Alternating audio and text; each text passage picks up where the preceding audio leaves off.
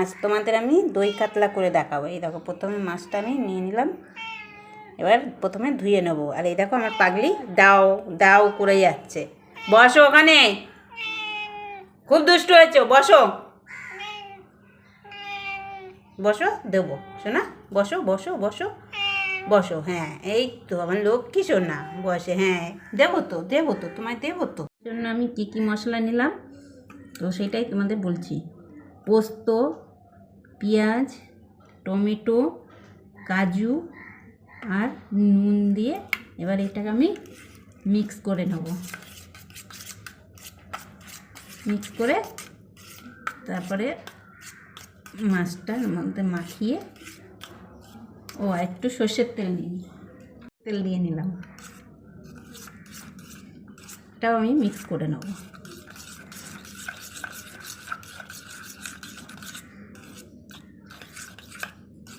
হয়ে গেল, এইবার আমি মাছগুলো একে একে দিয়ে দেবো। কাঁচা মাছই দেবো একে একে।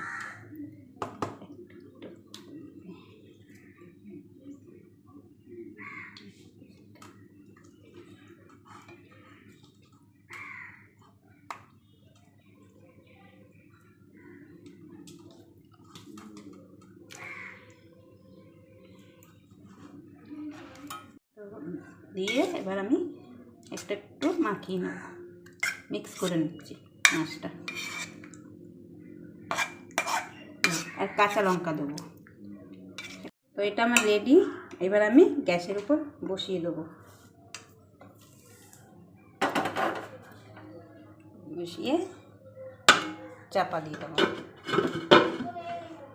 দই কাতলা রেডি। এবার নামিয়ে ফেলবো। এটা দই কাতলা ভাপা, কাঁচা আর কি ভাপা। একটু কাতলা মাছের পেটিটা হলে বেশি ভালো হয়, খেতে টেস্ট হয়।